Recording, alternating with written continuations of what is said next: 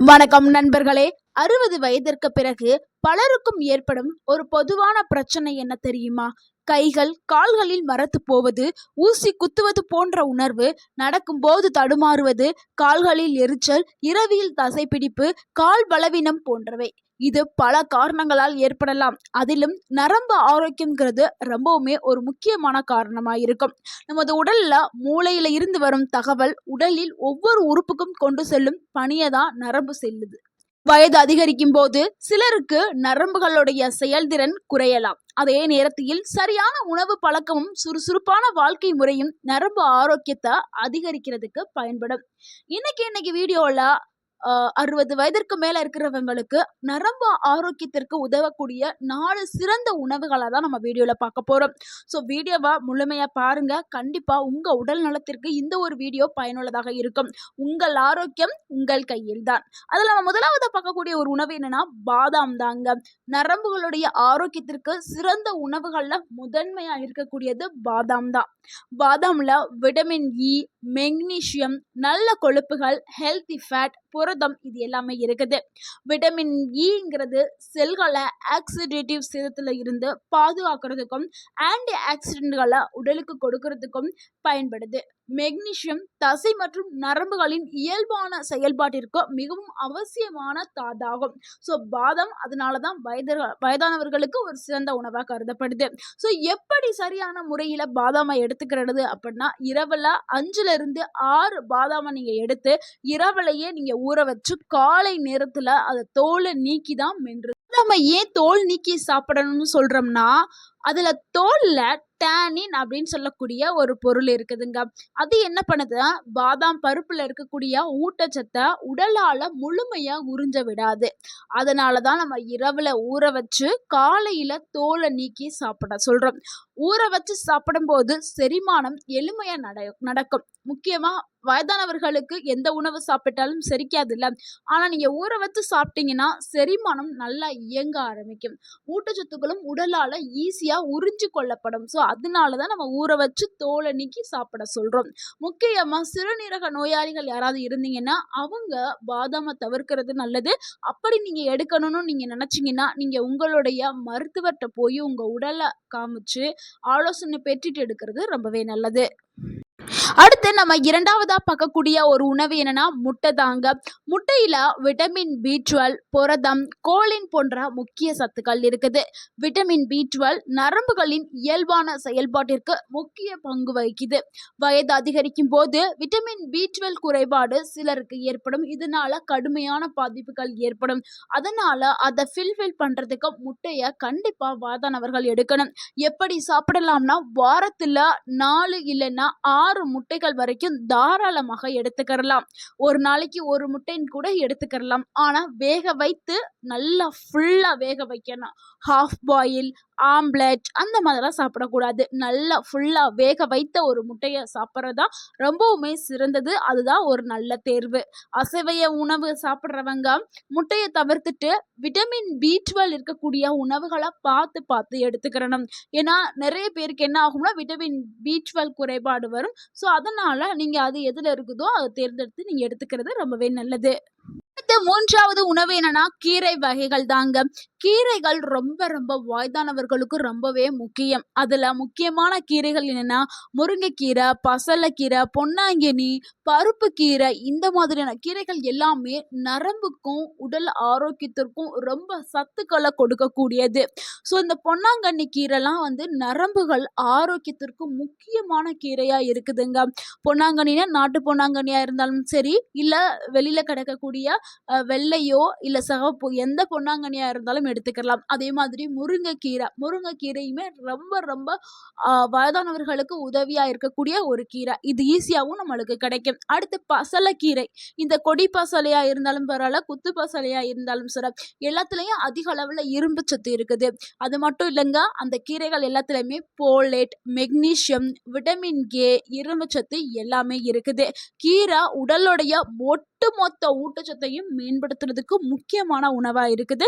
அதனாலதான் வயதானவர்களுக்கு கீரையை பயன்படுத்த சொல்றோம். ஸோ எப்படியெல்லாம் சாப்பிடலாம்னா, வாரத்துக்கு 4 இல்லைன்னா 5 நாட்கள் சாப்பிடலாம். கீரைகளை எப்படி எடுத்துக்கிறலாம்னா, நம்ம பொரியல், கூட்டு வடிவில எடுத்துக்கலாம். ஆனா, அதிக அளவுல வந்து வேக வச்சு சாப்பிடாதீங்க. அதாவது ஓவர் குக்கிங் பண்ணாம ஓரளவு கரெக்டான பதத்துல வந்து வேக வச்சு சாப்பிடணும்.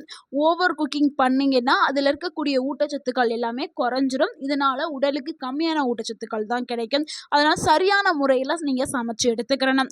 சிலருக்கெல்லாம் வந்து தினமும் வந்து கீரைகள் சாப்பிடுறதுக்கு கஷ்டமா இருக்கும். அப்படி இருக்கிறவங்க சில பவுடர் வந்து ஆன்லைன், ஆஃப்லைன்ல அவைலபிளா இருக்கு. இப்ப முருங்கைக்கீரைனா, முருங்கைக்கீரை பவுடர் ரொம்பவே ஆன்லைன்ல இருக்குது. ஸோ, அத வாங்கி நீங்க தினமும் 1 டேபிள் ஸ்பூன் முருங்கை இலை பவுடர நீங்க சாப்பிடக்கூடிய சாதத்துல போட்டு நீங்க சாப்பிட்டுட்டு வரலாம். அந்த மாதிரி கூட நீங்க செய்யலாம்.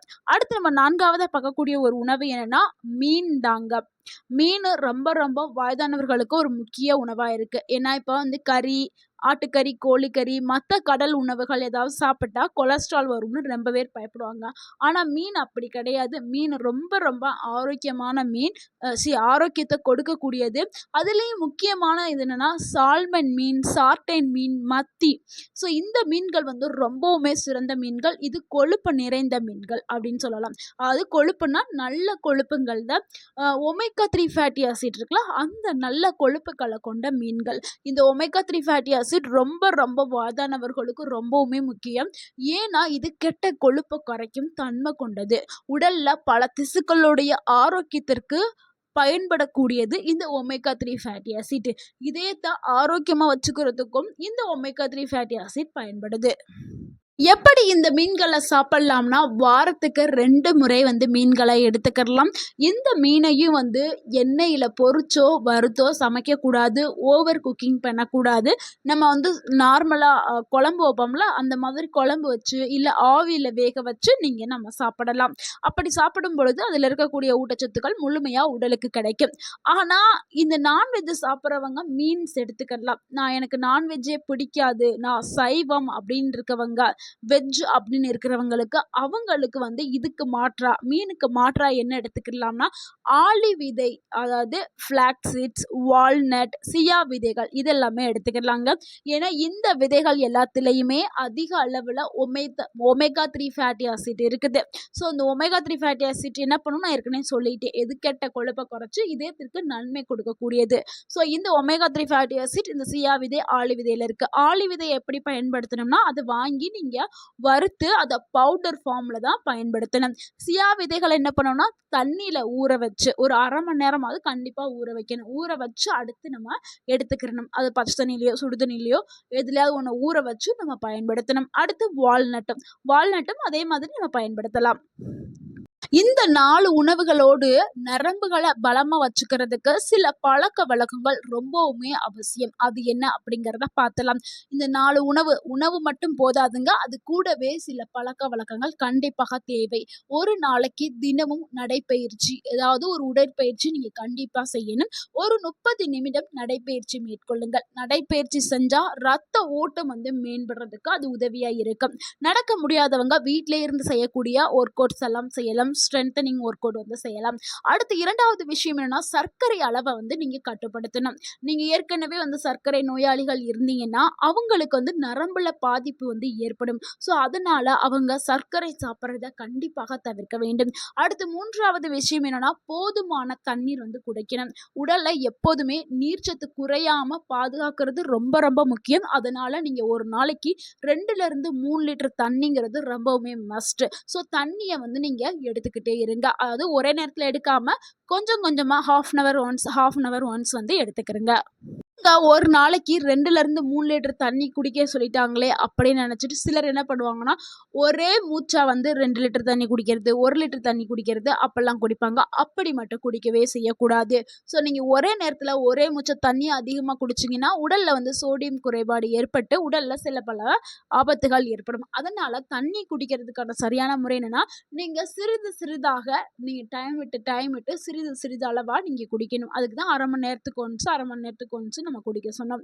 ஸோ இப்படி தான் தண்ணியை குடிக்கணும். அடுத்து 4வது விஷயம் என்னன்னா, நல்ல தூக்கம்ங்க. ஸோ ஒரு ஆரோக்கியமான ஒரு நல்ல லைஃப் ஸ்டைலுக்குள்ள போறீங்கன்னா நல்ல தூக்கம்ங்கிறது ரொம்பவே முக்கியம். அதுலயும் 7லிருந்து 8 மணி நேரம் தாராளமாக தூங்கும்போது தான் உங்களுடைய நரம்பு மற்றும் மூளை வந்து ரொம்பவுமே ஆரோக்கியமா இருக்கும். ஆரோக்கியமா இருக்கிறதுக்கு தூக்கம்ங்கிறது ரொம்ப ரொம்ப அவசியம். அடுத்த 5வது விஷயம் என்னன்னா, புகைப்பிடிக்கிறது, அதிகமா மது அருந்துறது, இது எல்லாத்தையுமே தவிர்க்கணும். இது வந்து என்னன்னா, நரம்பு ஆரோக்கியத்த பாதிக்கும். ஸோ இந்த 5 பழக்கவழக்கங்களையும் நீங்க கண்டிப்பா ஃபாலோ பண்ணுங்க உங்க லைஃப்ல ஃபாலோ பண்ணிட்டே வாங்க. 100 வயதுக்கு மேலேயும் நீங்க ரொம்பவுமே ஆரோக்கியமா இருப்பீங்க. உங்க நரம்பு ரொம்பவே பலவீனமா இருக்குது அப்படிங்கிறத நீங்க எப்படி கண்டுபிடிக்கணும்? அதுக்கான அறிகுறிகள பார்த்துரலாம். கை, கால்கள்ல வந்து மரத்து போதல். அது வந்து நரம்பு பலவீனம் இருந்துச்சுன்னா, அந்த மாதிரி தான் ஏற்படும். ஊசி குத்துறது போன்ற ஒரு உணர்வு ஏற்படும். கால்கள்ல எரிச்சல் ஏற்படும். நடக்கும்போது சமநிலை குறைஞ்சிரும். நடக்கும்போதே விழுகுவீங்க. அடுத்து தசை பிடிப்பு ஏற்படும். கால்ல பலவீனம் ஏற்படும். ஸோ இந்த அறிகுறிகள்ல எல்லாமே தொடர்ந்து இருந்துகிட்டே இருந்துச்சுன்னா, நீங்க தாமதிக்காதீங்க. உங்களுடைய நரம்புகள் வந்து வீக் ஆயிருச்சுன்னு அர்த்தம். ஸோ நீங்க இந்த உணவுகள தொடர்ந்து எடுங்க. நம்ம சொன்ன பழக்கவழக்கங்கள ஃபாலோ பண்ணுங்க. அதே மாதிரி 60 வயதுக்கு பிறகு தவிர்க்க வேண்டிய சில விஷயங்கள், பழக்கவழக்கங்கள் என்னன்னா, அதிகமா இனிப்பு சாப்பிடுறது, அதிகமா ஜங்க் ஃபுட் சாப்பிடுறது, அதிக உப்பு, உடற்பயிற்சி செய்யாம இருக்கிறது, ஒரு நாள் முழுக்க ஒரே இடத்துல உட்கார்ந்து டிவி பார்க்கறது, ஃபோன் பார்க்கறது, இந்த மாதிரிலாம் செய்யவே கூடாது. ஸோ இந்த பழக்கவழக்கங்கள கண்டிப்பாக தவிர்க்கணும். ஸோ இந்த மாதிரி நம்ம பார்த்த எல்லா பழக்கவழக்கங்களையும் தொடர்ந்து செஞ்சுட்டு வந்தீங்கன்னா, 100 வயத தாண்டியும் நீங்க ஆரோக்கியமா இருக்கலாம். நண்பர்களே, 60 வயதுக்கு பிறகு நரம்பு ஆரோக்கியத்த பாதுகாக்கக்கூடிய மிகவும் மிகவும் ரொம்பவே முக்கியம். நரம்பு ஆரோக்கியமா இருந்தா தான் நம்ம ஆரோக்கியமாக இருக்க முடியும். ஸோ நம்ம பார்த்த இந்த உணவுகளையும் எடுத்துக்கிறங்க. நம்ம சொன்ன டிப்ஸ்களையும் ஃபாலோ பண்ணுங்க. இந்த வீடியோ உங்களுக்கு பயனுள்ளதா இருந்திருந்தா இந்த வீடியோக்கு ஒரு லைக் பண்ணுங்க. அந்த வீடியோவை உங்களுடைய ஃப்ரெண்ட்ஸ் அண்ட் ஃபேமிலிக்கு ஷேர் பண்ணுங்க. மறக்காம நம்ம சேனலை சப்ஸ்கிரைப் பண்ணுங்க, சப்போர்ட் பண்ணுங்க, கமெண்ட் பண்ணுங்க. தேங்க்யூ ஃபார் வாட்சிங் அண்ட் வாழ்க வளமுடன். உங்கள் ஆரோக்கியம் உங்கள் கையில் தான். நன்றி, வணக்கம்.